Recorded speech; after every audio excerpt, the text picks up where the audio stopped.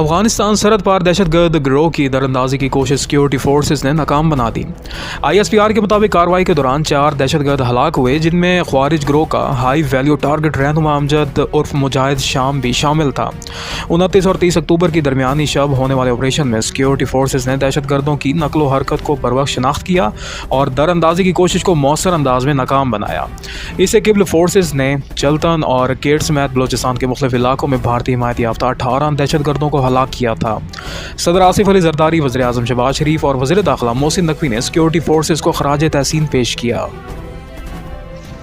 Oman को एक और मौका देने के फैसले के तहत तुर्की की दरख्वास्त पर पाकिस्तान ने अफगानिस्तान के साथ मुज़ाकरात दोबारा शुरू करने पर रजामंदी जाहिर कर दी। पाकिस्तानी वफ्द का क़याम इस्तांबुल में बढ़ा दिया गया है। ज़राए के मुताबिक मुज़ाकरात का बुनियादी नुक्ता वही होगा कि अफगानिस्तान अपनी सरजमीन पाकिस्तान के खिलाफ दहशतगर्दी के लिए इस्तेमाल न होने दे और दहशतगर्दों के खिलाफ वाज़ेह और मौसर कार्रवाई करे। पाकिस्तान ने एक बार फिर जोर दिया है कि अफगानिस्तान सरजमीन पाकिस्तान मुखालिफ सरगर्मियों के लिए इस्तेमाल नहीं होनी चाहिए।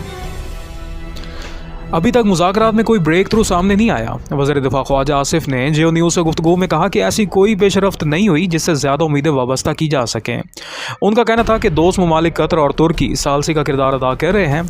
कतर के वज़ीर दिफा और तुर्की के इंटेलिजेंस चीफ मुज़ाकरात की कामयाबी के लिए कोशिश कर रहे हैं ताकि मुज़ाकरात में किसी किस्म का तातुल पैदा ना हो। ख्वाजा आसिफ ने मज़ीद बताया कि पाकिस्तानी वफ्द वापसी के लिए एयरपोर्ट पहुँच चुका था, मगर कतर और तुर्की की जानिब से दरख्वास्त की गई कि मुज़ाकरात के लिए एक और मौका दिया जाए ताकि काबुल काम से बात करके कोई मुस्बत रास्ता निकाला जा सके। पिशावर के इलाके चमकनी में नामालूम अफराद की फायरिंग से BRT का सिक्योरिटी गार्ड जहां बक हो गया। पुलिस के मुताबिक नामालूम मुल्ज़िमान ने गार्ड मोहम्मद आसिम पर उस वक्त फायरिंग की जब वो ड्यूटी से घर वापस जा रहा था।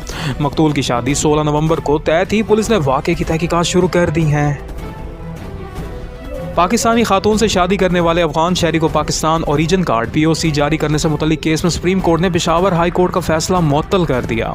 अदालत ने फरीकैन को नोटिस जारी कर दिया। Additional attorney general Rana Asadullah ने मौक़िफ़ इख्तियार किया कि हुकूमत को कार्ड के अजरा से कोई मसला नहीं, मगर शराइत पूरी होनी चाहिए। जस्टिस मुसरत हलाली ने रिमार्क्स दिए कि शहरियत देने के लिए कानूनी बुनियाद वाज़ेह होनी चाहिए। कल 117 दरख्वास्त गुजार ऐसे ही मुकदमात में मौजूद हैं। नादरा के वकील ने कहा कि पाकिस्तानी खातून से शादी करने वाले अफगान शहरी के लिए वैलिड वीज़ा लाजमी है। अदालत ने कहा कि देखना होगा आया कोई शख्स दरवाजे से आया है या दीवार फलांग कर। इस्लामाबाद हाई कोर्ट में निजी हाउसिंग सोसाइटी में प्लाटों की अलॉटमेंट से मुतालिक तौहीन अदालत केस की समाअत हुई। अदालत ने चेयरमैन CDA को 25 नवंबर को ज़ाती हैसियत में तलब कर लिया। दौरान समाअत जस्टिस मोहसिन अख्तर कियानी ने कहा कि अगर CDA ने कमेटी नहीं बनाई तो अदालत अपने इख्तियारात इस्तेमाल करके कमेटी तश्कील देगी। अदालत का कहना था कि मामले को हल करने के लिए पेश रफ्त ज़रूरी है। केस की समाअत 25 नवंबर तक मुलतवी कर दी गई। रावलपिंडी की इंसदाद दहशतगर्दी अदालत में 26 नवंबर के एहतजाज के केस की समाअत हुई, जिसमें अलीमा खान समेत 11 मुल्ज़िमान नामज़द हैं। अलीमा खान और इनके वकला एक बार फिर अदालत में पेश ना हुए। अदालत ने 6ठी मरतबा अलीमा खान के नाकाबिले ज़मानत वारंट गिरफ्तारी जारी कर दिए। उनका पासपोर्ट और शनाख्ती कार्ड नादरा की रिपोर्ट के मुताबिक ब्लॉक कर दिया गया है। केस में शरीक मुल्ज़िम आरिफ खान गाड़ी की स्पुर्दारी के हवाले से मुचल के जमा न करा सका, जिस पर अदालत ने इसे जेल भेज दिया। कराची के इलाके कुरंगी इंडस चुरंगी के करीब एक तेज़ रफ्तार डंपर की टक्कर से मोटरसाइकिल सवार हलाक हो गया। पुलिस ने ड्राइवर को मौके पर गिरफ्तार करके तफ्तीश शुरू कर दी है। हादसे के बाद इलाके में ट्रैफिक का निज़ाम आर्जी तौर पर मुतासिर रहा। पंजाब में स्मोक की शिद्दत में कमी के बजाय इजाफा हो रहा है। आलूदा तरीन शहरों में लाहौर पहले नंबर पर रहा, जहां हवा का म्यार 598 रिकॉर्ड किया गया। गुजरांवाला में 591, फैसलाबाद में 589 और मुल्तान में 473 की सतह रिकॉर्ड हुई। स्मोक में इजाफे से शहरियों को शदीद मुश्किलात का सामना है। वज़ीर आला पंजाब ने अहकाम जारी किए हैं कि SOPs पर अमल न करने वाली ज़ेर तामीर इमारतें, सड़कें और सनती साइट्स फौरी तौर पर बंद कर दी जाएँ। पाकिस्तान में सैनिटरी पैड्स पर 40% टैक्स आयद किए जाने के खिलाफ वकील मानूर उमर ने लाहौर हाई कोर्ट में दरख्वास्त दायर कर दी। दरख्वास्त में मौक़िफ़ इख्तियार किया गया कि यह टैक्स ख़वातीन को सिर्फ औरत होने की सज़ा देने के मुतरादिफ है और आईन पाकिस्तान की दफ़ात के ख़िलाफ़ है। यूनिसेफ के मुताबिक मुल्क में सिर्फ 12% ख़वातीन सैनिटरी पैड्स ख़रीदने की इस्तात रखती हैं। मानूर उमर ने कहा कि यह मामला सिर्फ सेहत नहीं बल्कि तालीम और वक़ार का भी है। अगर टैक्स ख़त्म कर दिया जाए तो स्कूल जाने वाली लड़कियों की हाज़िरी बेहतर होगी और ख़वातीन ज़्यादा पुरसकून, खुश और सेहतमंद रह सकेंगी। अमरीकी सदर डोनाल्ड ट्रंप ने चीन पर आए 10% टैरिफ कम करने का ऐलान कर दिया, जिसके बाद टैरिफ की शरह 57% से घटकर 47% हो जाएगी। बुसान में 6 साल बाद होने वाली अमरीका और चीन के सदूर की मुलाकात 1 घंटा 40 मिनट जारी रही। ट्रंप ने कहा कि मुलाकात खुशगवार माहौल में हुई और कई अहम फैसले किए गए हैं, जिनमें सोयाबीन की खरीदारी और नायाब मादनियात के मामला तय पा गए हैं। चीनी सदर शी जिनपिंग ने कहा कि चीन और अमेरिका को एक दूसरे के दोस्त बनना चाहिए और तरक्की के लिए साजगार माहौल कायम करना चाहिए। गजा में जंगबंदी मुआहदे के बावजूद इजरायली जारियत जारी है। शुमाली इलाके बैतुल-लाहार पर इजरायली हमले में 2 फ़लस्तीनी शहीद हो गए। इजरायली फ़ौज के ताज़ा हमलों में मजमूई तौर पर 104 फ़लस्तीनी शहीद हो चुके हैं, जिनमें 40 बच्चे भी शामिल हैं। इसराइल ने अपनी जेलों में मौजूद फ़लस्तीनी कैदियों से हलाल अहमर के नुमाइंदों की मुलाकातों पर भी पाबंदी आयद कर दी है। ऑस्ट्रेलिया में 17 साल नौजवान क्रिकेट बिनॉस्टन प्रैक्टिस सेशन के दौरान गेंद लगने से हलाक हो गया। मीडिया रिपोर्ट्स के मुताबिक गेंद इसकी गर्दन पर लगी, जबकि वो हेलमेट पहने हुए था, लेकिन स्टेम गार्ड मौजूद नहीं था। क्रिकेट ऑस्ट्रेलिया और क्लब इंतजामिया ने अफसोस का इजहार किया। याद रहे कि 11 साल के ऑस्ट्रेलियावी क्रिकेटर फिलिप्स ह्यूज भी गेंद लगने से जहाँ बहक हो गए थे। वज़ीर-ए-आज़म आज़ाद कश्मीर चौधरी अनवारुल्लाह के खिलाफ तहरीक अदम एतमाद आज भी पेश न की जा सकी।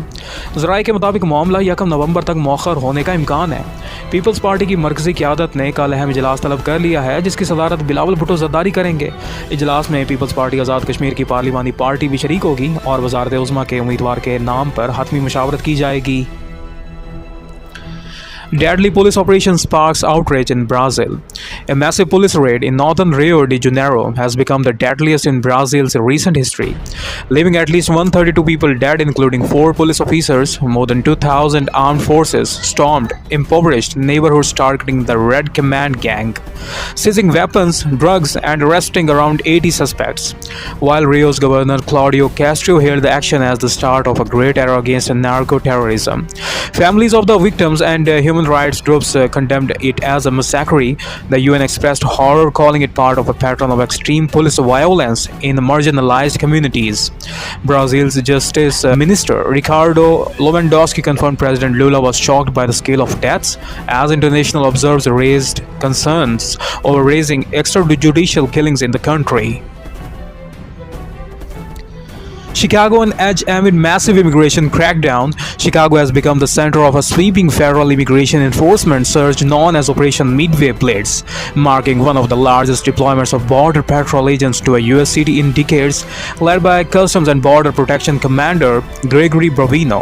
The operation has resulted in nearly 3,000 apprehensions since early September, while federal officials hail it as a major success against gangs and undocumented immigration.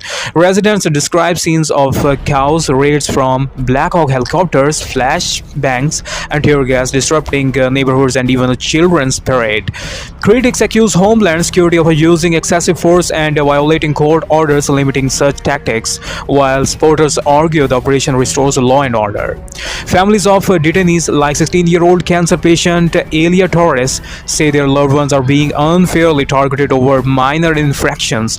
The UN and civil rights groups have called for restraint, as Chicago remains divided between fears of lawlessness and outrage over heavy-handed immigration policing.